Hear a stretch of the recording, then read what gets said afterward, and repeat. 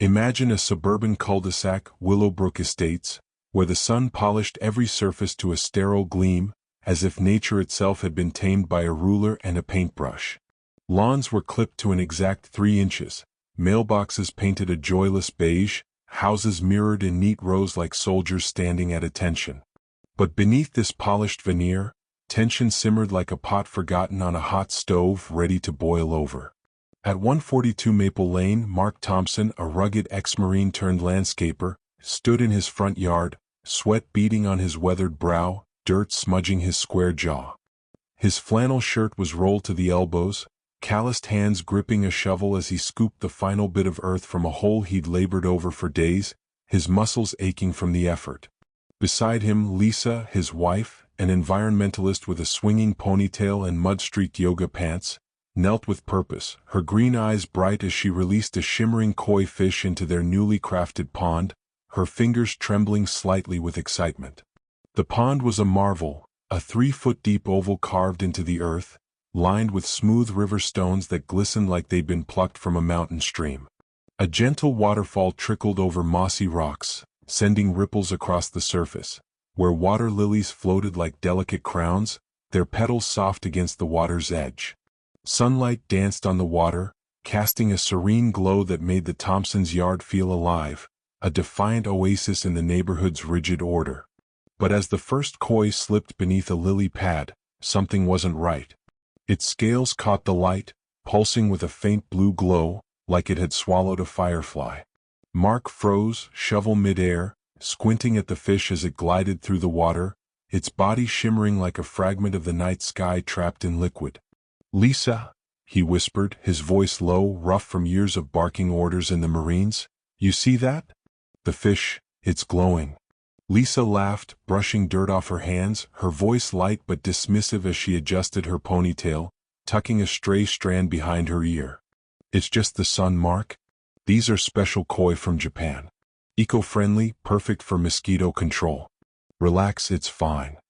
Mark wasn't convinced, his brow furrowing as he watched her release another fish. Its body shimmered with a subtle green hue, the light rippling like a signal from some forgotten world, a pulse that seemed to hum with secrets. Before he could press further, a high-pitched were sliced through the morning air, sharp as a knife. A golf cart screeched to a halt at the curb, kicking up a puff of dust that swirled in the sunlight like a storm cloud. Karen Harper, the HOA president, leapt out, her pearls clutched tightly, her clipboard wielded like a battle axe. Her face was a mask of righteous outrage, her sensible heels clicking on the pavement as she stormed toward them, eyes locked on the pond like a hawk spotting prey. Her blonde bob was sprayed into submission, not a strand out of place, but her lips curled into a sneer that promised trouble, her manicured nails glinting as she pointed an accusatory finger. "What in the name of our sacred covenants is this monstrosity?" she hissed, her voice sharp enough to cut glass. "Mark Thompson, you did not submit an application for a fish hole in your driveway." Mark rubbed his temples, his voice low, carrying the weight of memory, his Marine training grounding him even now. "Sustainable or not, Karen's out for blood. Remember the Johnsons down the street? Fined into foreclosure over a bird feeder. Lost their house, their savings, everything. We can't let her win, but we gotta be smart." Emma looked up from her book, her voice hesitant, her glasses catching the kitchen light, casting tiny rainbows on the table. "Dad, the fish are weird. I saw one glow blue when I fed them after school. Like really glow, not just sunlight. It was beautiful." Jack grinned, his mouth full, eyes wide with excitement, his toy robot clattering to the table. "Awesome. They're like mutant ninja fish. Can we name him Leonardo and Raphael?" Mark and Lisa locked eyes, a flicker of unease passing between them, a silent conversation born of years together, their hands brushing under the table.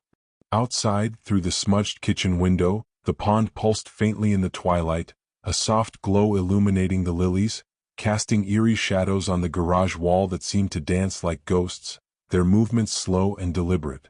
"Mutant ninja fish, huh?" Mark muttered, half to himself, his brow furrowing as he leaned back in his chair. "Something's not right here."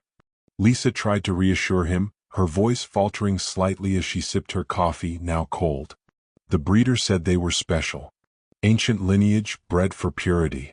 Maybe it's just a trick of the light reflecting off the water.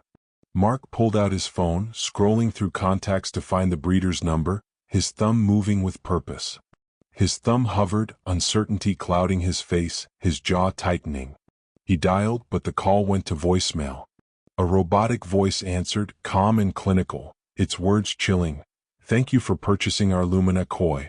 Descendants of ancient bioluminescent strains from hidden Japanese ponds. Handle with care, they multiply in pure water. For inquiries, leave a message. Mark hung up, his face pale, his jaw tightening like a coiled spring, his fingers gripping the phone. Multiply? That's our drama.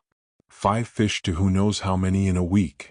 Lisa's eyes widened, her hand pausing over her coffee mug, her fingers trembling slightly. Pure water.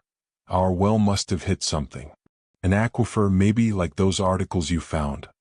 A distant whir interrupted them, a sound that had become all too familiar, like a warning bell. Victor, the HOA's enforcer, rolled by in his golf cart, his buzz cut gleaming under the streetlights, his eyes narrowed as he scribbled on a clipboard, his movements precise. Another pink notice fluttered in his hand, a second warning in as many days, its neon glow mocking them through the window. Mark muttered under his breath, his voice a low growl. Here we go again. Across the street, Karen's pristine living room glowed under a crystal chandelier, its light bouncing off walls adorned with framed HOA awards for community excellence, each plaque a testament to her reign. She paced before her board minions, her pearls clicking with each step, her blonde bob a helmet of control, not a hair out of place. Bob, a retired accountant in his 60s, sat on a floral couch, calculator in hand, bow tie askew, crunching numbers with a nervous twitch, his fingers tapping rapidly.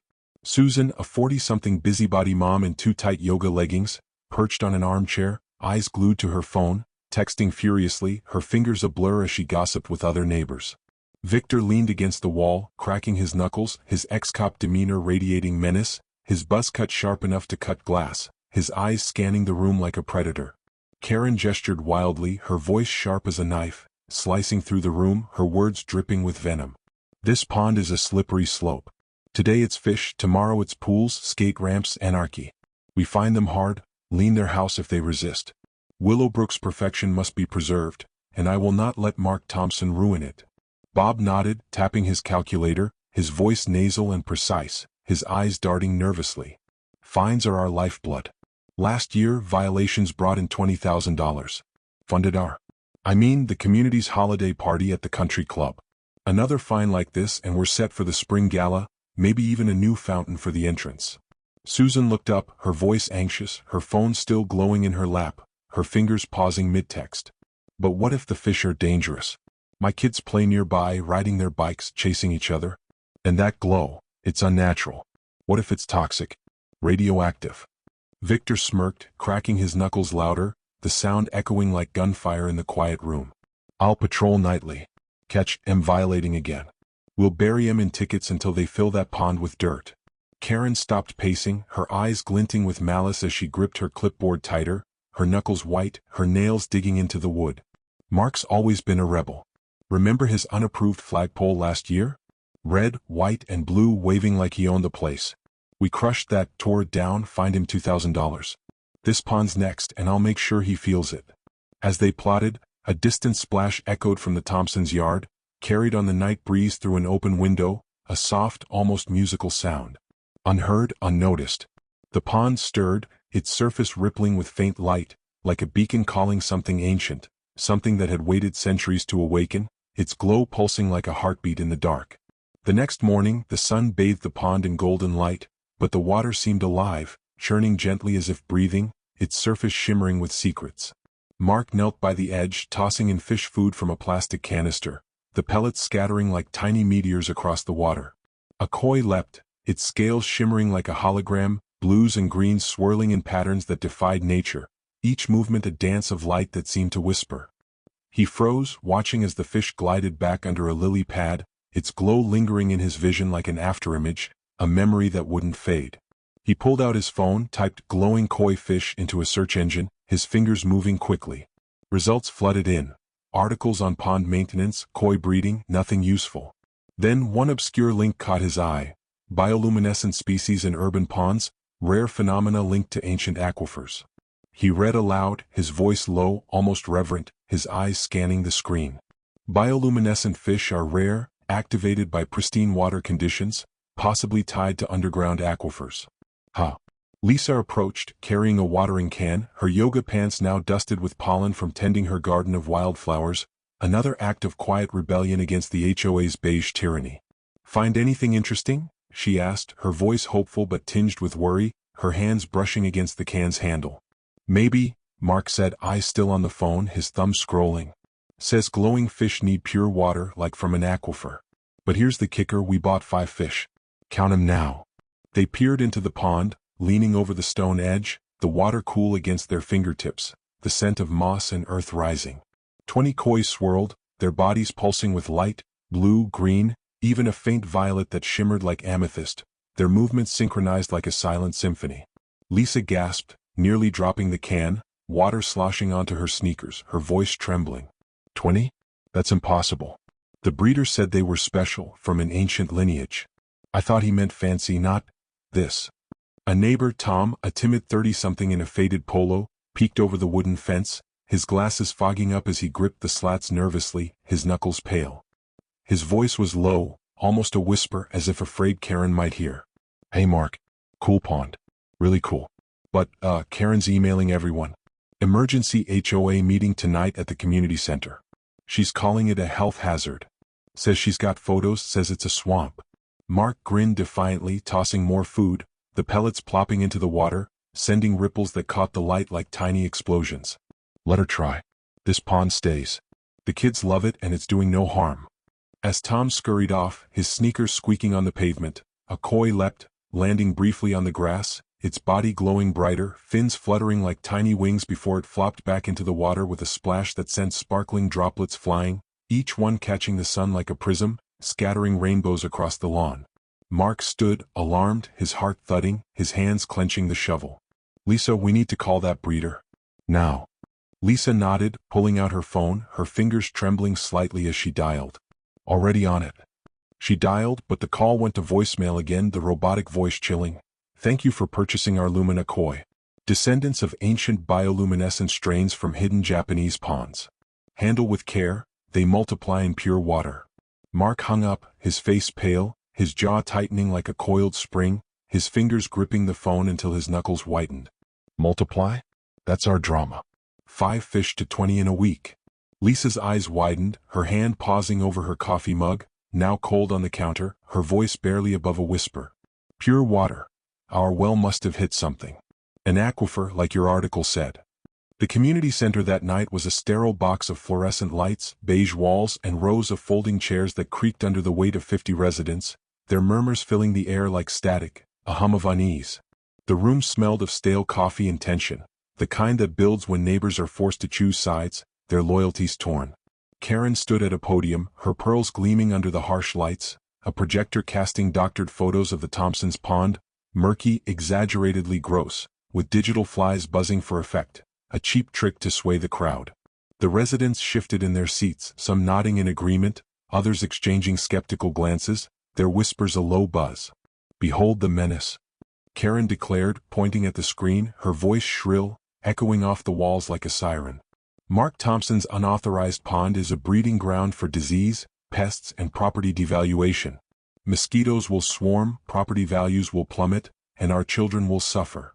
Mark stood near the back, arms crossed, his flannel shirt slightly untucked, a badge of his refusal to conform, his boots planted firmly. Lisa gripped his hand, her jaw tight, her nails digging into his palm, her eyes fierce. Emma and Jack sat nearby, Emma sketching the pond in her notebook, her pencil scratching softly, capturing the fish's glow in hurried lines. Jack played a silent game on his phone, the glow reflecting in his eyes, his fingers tapping rapidly. "It's a koi pond, Karen," Mark said, stepping forward, his voice steady, cutting through the murmurs like a blade. "Eco-friendly. My kids love it. Neighbors do too. Your photos are fake and you know it." The crowd stirred, a ripple of whispers, some nodding, others frowning. Tom, sitting in the middle, nodded slightly but stayed silent, his hands folded tightly in his lap, his glasses slipping. Susan raised her hand, her phone still glowing, her voice anxious, her words tumbling out. But the glow, Mark, it's unnatural. What if it's radioactive?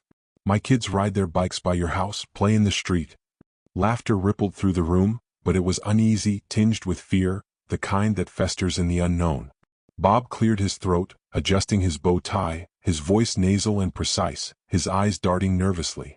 I motion we fine the Thompsons $1,000 and order immediate removal of the pond. All in favor? Hands shot up, 30 maybe more, a sea of compliance that made Mark's stomach twist. Karen smirked, banging her gavel with a sharp crack that echoed like a gunshot. Motion carries. Fill it in, Thompson, or face consequences. Next item. Mark stormed out, his boots heavy on the linoleum, muttering, "This isn't over." Lisa followed, whispering to Emma and Jack to grab their things, her voice tight with determination, her ponytail swinging. Outside, the night air was cool, the pond's glow visible from the street, now brighter, almost defiant, as if the fish knew they were under siege, their lights pulsing like a heartbeat. "We need help," Lisa whispered, her breath visible in the chill, her hands stuffed in her pockets. "Legal help. Karen's not stopping." Mark nodded, his eyes fixed on the pond's light, his jaw tight. "And we need to know what's up with these fish." In their living room later that night, the Thompsons' cozy space felt like a war room, the air thick with purpose, the scent of pizza lingering. Mismatched furniture was pushed aside to make room for strategy. A bookshelf overflowed with Lisa's ecology texts and Emma's novels, their spines worn from love. A gaming console sat under the TV, its lights blinking like a silent ally, Jack's avatars frozen mid-battle. Mark and Lisa sat on the sagging couch, joined by Dr. Elena Rios, a biologist neighbor in her 50s, her glasses perched on her nose, a laptop open to genetic sequencing data that cast a blue glow on her face. She held a vial of pond water, swirling it under a lamp, the liquid glinting faintly, mirroring the pond outside, its surface alive with secrets. "Mark, Lisa, these aren't normal koi," Elena said, her voice buzzing with excitement as she pointed to her screen, graphs and DNA sequences scrolling past, a cascade of science. "Their DNA's a hybrid, bioluminescent genes from deep-sea creatures like anglerfish or jellyfish. Your pond must have tapped into an aquifer. Pure, mineral-rich water activated dormant eggs in the sediment." Mark leaned forward, stunned, his elbows on his knees, his hands clasped tightly. "Eggs? So they're breeding? We only bought 5 fish, Elena. There's 20 now." Elena nodded, adjusting her glasses, her eyes bright with discovery, her voice trembling slightly. "Exactly. The aquifer's purity is key. This is a scientific breakthrough, or an ecological disaster if mishandled. These fish could be a new species. I'm calling them Lumina thompsonii after you." Lisa smiled faintly, her fingers tracing the edge of the violation notice, her eyes softening. "Our own species? That's cool. But Karen's calling the EPA. She overheard you outside, lurking by the fence." Elena grimaced, setting the vial down with a soft clink, her face serious. "If the EPA mislabels them as invasive, they'll drain the pond. We need to protect it, legally and scientifically." A shadow moved outside the window, a flicker in the darkness that made Mark's heart skip. Karen, lurking near the fence, smirked, her phone pressed to her ear as she whispered to someone, likely the EPA. "Invasive species," she muttered, her voice low but venomous, her pearls glinting in the moonlight. "I've got them now." She slipped away, her heels silent on the grass, unnoticed by the Thompsons, who were too focused on the vial's faint glow. The next day, Maple Lane was a circus, a chaotic symphony of noise and light that shattered the neighborhood's sterile calm. Media vans clogged the street, their satellite dishes looming like vultures, cables snaking across lawns like vines, tripping neighbors who gawked from their porches, some in pajamas, others clutching coffee mugs, their eyes wide.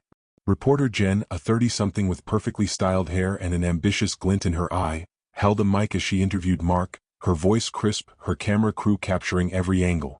The pond glowed even in daylight, fish forming a heart shape in the water, their lights pulsing rhythmically, a mesmerizing dance of blues and greens that seemed to hum with life.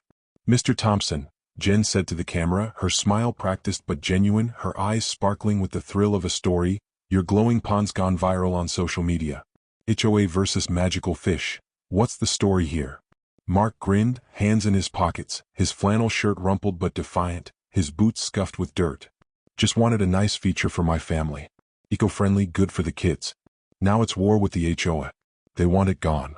A koi leapt, splashing Jen's blazer with a spray of water, the droplets leaving a faint glow on the fabric, like glitter scattered by a mischievous sprite. She laughed, brushing it off, but her eyes widened, her voice rising with excitement. "Okay, that's new," she said, turning to the camera, her smile broadening. "Folks, this pond is something else." Karen stormed up, waving a new violation notice marked EPA investigation pending, her pearls bouncing with each furious step, her face red with rage. "This ends now, Thompson," she declared, her voice dripping with triumph, her eyes wild, her bob trembling slightly. "The EPA's coming to shut down your little science experiment." Lisa stepped forward, her voice fierce, her ponytail swinging like a pendulum, her hands clenched into fists. "It's not an experiment, Karen. It's nature. You can't bully nature." The crowd murmured, a mix of cheers and gasps, neighbors shifting uncomfortably. Tom, standing nearby, clapped hesitantly, his glasses slipping down his nose, his hands trembling. The fish swirled faster, their lights forming a spiral, almost hypnotic as if responding to the tension in the air, their glow casting shadows that danced on the pavement. That night, the pond was alive, a living canvas of light and motion, a spectacle that drew neighbors from their homes. Fish now numbered 50, their bodies pulsing with colors, blue, green, violet, even a soft gold that shimmered like molten sunlight, their movements synchronized like a silent symphony. Their light spelled help in the water, the word shimmering like a distress signal carved in liquid starlight, each letter precise and glowing. Emma watched, sketching the pattern in her notebook, her pencil scratching furiously, her glasses fogging with excitement as she leaned over the pond's edge. Jack cheered, filming with his phone, the screen glowing in his hands, his voice echoing in the quiet night. "They're talking, Dad," he shouted, bouncing on his toes, his sneakers squeaking. "Like aliens or something." Mark called Elena, phone pressed to his ear, his voice urgent, his heart racing. "You need to see this. The fish are spelling words." Elena arrived, equipment in tow, microscopes, water testers, a camera with a lens that gleamed like an eye, her arms full as she hurried across the lawn. She gasped at the display, snapping photos as the fish shifted, forming a new pattern. A star, its points sharp and radiant, glowing like a constellation brought to Earth. "They're communicating," she whispered, her voice trembling with awe, her glasses slipping as she leaned closer. "Bioluminescence as a language. This is unprecedented. I need samples to confirm their origin." A koi leapt, landing near Karen's feet as she lurked by the fence, her binoculars glinting in the moonlight, her shadow long and sharp. She shrieked, stumbling back, her heels catching in the grass, her pearls swinging wildly. "They're attacking," she cried, her voice piercing the night, her hands flailing. "These fish are dangerous." The fish flopped back into the pond, unharmed, its glow fading as it sank beneath the surface, the water rippling softly.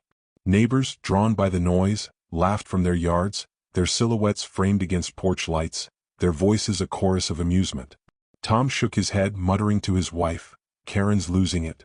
Mark grinned, his voice carrying across the yard, his flannel shirt damp with evening dew. "They're just fish, Karen. Maybe they don't like your vibe." The crowd laughed louder, a wave of defiance rolling through the street, neighbors stepping closer to the pond, drawn to its glow. Karen stormed off, dialing her phone furiously, her voice a low growl as she disappeared into the shadows, her heels clicking like a retreating army. In the Thompson living room later, Elena set up a makeshift lab on the coffee table, vials and slides scattered like battle plans, the air thick with the scent of antiseptic and coffee. She peered through a microscope, her face lit by the laptop's glow, graphs and sequences scrolling past, a cascade of data. "The fish have microbial symbiotes, ancient bacteria causing the glow," she said, her voice trembling with excitement, her eyes wide behind her glasses. "They're not just breeding, they're evolving.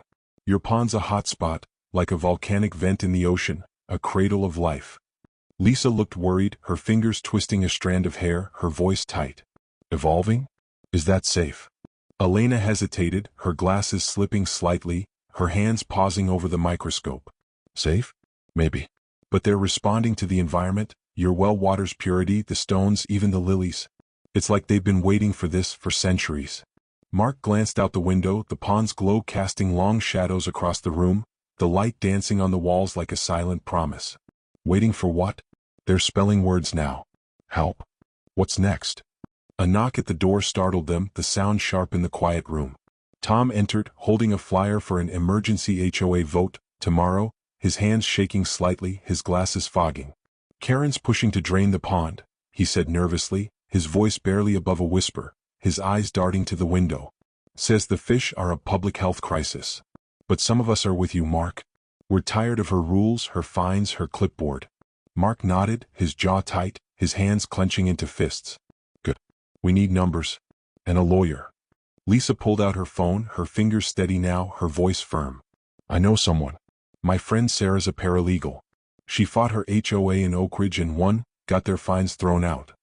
The next day, Maple Lane was a battlefield of ideals, a clash of nature and control. Environmental activists arrived, their signs bold and colorful, Save the Lumina Koi, and Nature Over Rules, chanted in a rhythmic pulse.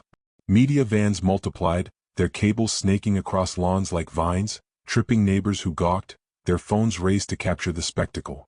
Jen interviewed Elena now, her mic catching every word as neighbors gathered, some in support, others drawn by curiosity, their voices a low hum. Dr. Rios, Jen said to the camera, her smile bright but professional, her eyes sparkling with the thrill of a story, you're calling these fish a new species.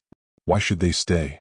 Elena held up a vial of pond water, its faint glow catching the sunlight, her voice confident, her glasses glinting. These fish, Lumina thompsonii, are a living link to ancient aquatic ecosystems, a bridge to the past. Destroying their habitat would be like burning a library before reading its books, a loss to science and humanity. Karen stormed up with Victor, holding an EPA notice, her pearls bouncing with each furious step, her face red with rage. The EPA agrees with me, she said, her voice smug, her eyes wild with triumph, her bob trembling. Inspection tomorrow. Your fish are done, Thompson. Mark replied coolly, his hands in his pockets, his stance unshaken, his voice steady. We'll see about that. The fish swirled faster, their lights forming truth, in glowing letters, the word shimmering like a beacon, each letter precise and radiant. The crowd gasped, cameras flashing, phones raised to capture the moment, a collective intake of breath. Jen's eyes lit up, her voice rising with excitement. Did you see that? She said to the camera, her smile broadening. The fish are spelling words. This is unreal. That evening, Emma sat by the pond, her notebook open, her flashlight illuminating the pages as she sketched the fish's patterns, now shifting from truth to a new shape, a crescent moon, its curve glowing like a promise. She whispered to herself, her voice soft, they're trying to tell us something. Jack, sneaking extra fish food from the canister, tossed it in, giggling as the fish swarmed, their lights flaring brighter, a burst of color in the dark. Talk to me, alien fish, he said, half joking, half hoping, his sneakers scuffing the grass. Lisa caught him, her voice stern but warm, her hands on her hips. Jack, don't overfeed them. We don't know what they'll do. Jack grinned, unrepentant, his eyes sparkling with mischief. They're my friends, Mom. They're gonna save us. Mark joined them, his face softening as he watched his kids, his heart swelling with pride. But his mind was elsewhere, replaying Elena's words about the aquifer, the ancient bacteria, the fish's evolution. He glanced at Lisa, who was scrolling through her phone, texting Sarah, the paralegal. She's in, Lisa said, looking up, her voice firm. Sarah's meeting us tomorrow. She says we've got a case. Harassment, overreach, maybe even fraud if we can prove Bob's been skimming funds. Mark's eyes widened, his voice low. Skimming? How much? Lisa scrolled, her thumb moving quickly. Sarah's digging, but rumors say at least $50,000 over 2 years. Holiday parties, consulting fees, you name it. Mark nodded, his jaw tight. Can we prove it? Lisa smiled, a glint of defiance in her eyes. With Elena's data and neighbor testimonies, we can. But we need to move fast. The EPA's inspection is tomorrow. That night, Emma sat by the pond, her flashlight illuminating her notebook, her pencil scratching as she sketched. She'd found an online forum about mythical fish, stories of koi tied to Ryujin, a Japanese sea god who guarded ancient waters, his scales said to glow with divine light. Maybe they're his messengers, she whispered, half believing it, her heart racing.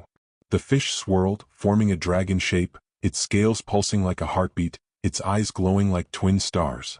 Jack, sneaking more food, tossed it in, giggling as the fish swarmed, their lights flaring.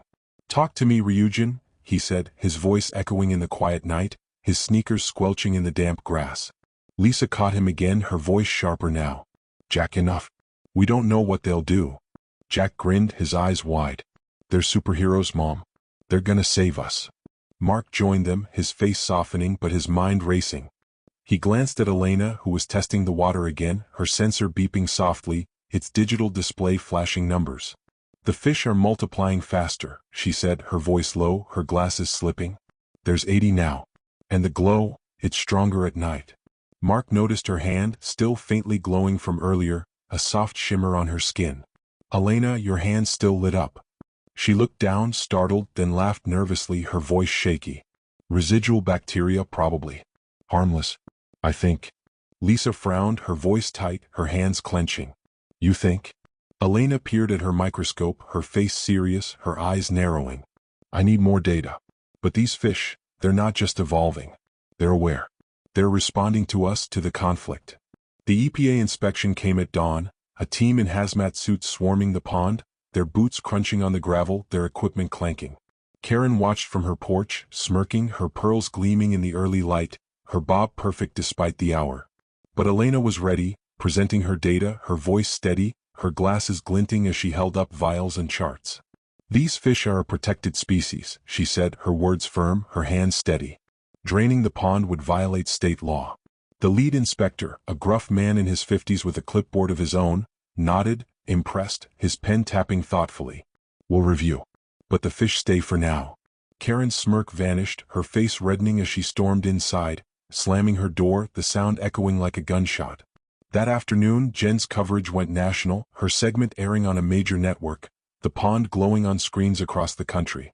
"The Willowbrook fish are a phenomenon," she said, standing by the pond, its light casting a halo around her. "Scientists are calling them a new species, but the HOA calls them a threat." "Who's right?" The fish formed freedom, the word shimmering as cameras rolled, a beacon of defiance. Social media exploded, hashtags like #LumanaKoi and #FishRebellion trending, memes of glowing fish flooding feeds. Activists poured in, setting up camp on the Thompsons' lawn, their chants echoing, "Save the fish! End the HOA!" Their signs bobbed like waves, their voices a chorus of rebellion. In the courtroom, the air was thick with tension, the wood-paneled walls absorbing the murmurs of a packed gallery, the scent of polished wood and sweat mingling. Judge Harris, a stern 60-something in crisp robes, presided, his gavel a symbol of order, his eyes sharp. The HOA's lawyer, a slick 50-something in a shark-like suit, gestured to a stack of violation notices, his voice smooth but cutting, his words calculated. "Your Honor, the Thompson Pond violates Section 7.3 of the Willowbrook CC&RS. It attracts wildlife, devalues property, and poses a public health risk with its unnatural glow." Sarah, Mark's lawyer, a passionate 40-something in a sharp suit, countered, holding up Elena's research, her voice ringing with conviction. "Your Honor, this pond hosts a rare species, Lumina thompsonii, protected under California's Environmental Protection Act. The HOA's actions are harassment, not governance." Elena took the stand, her charts projected on a screen. DNA sequences, glowing fish photos, water purity data, a cascade of science. "These fish are unique," she said, her voice confident, her glasses glinting under the courtroom lights. "Their bioluminescence is caused by ancient symbiotic bacteria, activated by the Thompsons' well tapping a pristine aquifer. The pond is their only known habitat. Removal would be catastrophic." Karen, in the gallery, fumed, whispering to Bob, her pearls clicking furiously, her face red. "She's lying. Those fish are mutants." Judge Harris raised an eyebrow, his voice sharp, cutting through the whispers. "Order. Dr. Rios, any evidence of harm?" Elena shook her head, her hands steady, her voice calm. "None. They're harmless, even beneficial, eating algae, controlling pests. Their communication via light suggests intelligence, not danger." The crowd murmured, a wave of excitement, neighbors leaning forward. Sarah called Mark to the stand. "I built the pond for my family," he said, his voice simple but earnest, his flannel shirt a stark contrast to the lawyer's suits, his boots scuffed but firm. "It's eco-friendly, brings joy. The HOA's been finding us for years, bikes, flowers, a flagpole, now this. It's about control, not community." Judge Harris nodded, reviewing documents, his pen tapping thoughtfully, his eyes narrowing. Karen fidgeted, her face red, her pearls clicking like a metronome. "The evidence suggests ecological value," the judge said, his voice firm, resonant. "The pond stays. The HOA is fined $5,000 for harassment and ordered to cease interference." Cheers erupted, neighbors hugging, cameras flashing, a wave of relief washing over the room. Karen stormed out, Victor trailing, his face dark with defeat, his knuckles white. Outside, Jen live-streamed, her voice electric, her hair catching the breeze. A victory for the Thompsons and their glowing fish. But is this the end? That night, a summer storm swept through Willowbrook, rain pouring in sheets, thunder rumbling like a warning from the heavens. The pond overflowed, water spilling into the street, fish swimming in the runoff, glowing like a river of light that snaked through the cul-de-sac, a shimmering ribbon of defiance. Neighbors watched in awe, umbrellas forgotten, their faces lit by the eerie glow, their eyes wide with wonder. Emma and Jack splashed in the water, laughing as fish swirled around their ankles, their scales pulsing in patterns. Stars, moons, dragons, each shape a story. They're free, Dad. Emma shouted, her notebook soaked but clutched tightly, her glasses fogging. Look at them go. Jack grinned, his sneakers squelching, his voice loud with excitement. They're like superheroes. Karen's pool across the street filled with koi, their lights spelling truth in her chlorinated water, the word shimmering like a judgment, each letter precise and glowing. She screamed from her porch, waving a broom, her hair plastered to her face, her pearls swinging wildly. Get them out. They're ruining my pool. Mark grinned, soaked to the bone, his flannel clinging to his shoulders, his voice steady. The fish choose us, Karen. You can't fight nature. The fish shifted, their lights forming numbers, $50, 000. Bob, watching from his porch, paled, recognizing the figure, his embezzlement from HOA funds, siphoned to a shell company for consulting fees, a secret he'd thought buried. How do they know? He stammered, his bow tie crooked, his calculator forgotten on the porch rail. Jen, filming nearby, zoomed in, her voice breathless, her camera steady. Breaking news. The fish are exposing HOA corruption. Those numbers match leaked financial records. Neighbors gasped, turning to Bob, who bolted inside, slamming his door, the sound echoing like a thunderclap in the rain. Susan, standing nearby, clutched her phone, her face pale, her fingers trembling. She'd found the leaked records on a neighborhood forum, posted anonymously by Tom, who'd grown bold, his timidity replaced by courage. I'm done with Karen, she whispered to her husband, her voice shaking, her eyes wide. She's gone too far. A week later, the community center was packed, standing room only, the air electric with rebellion, the scent of coffee and anticipation thick.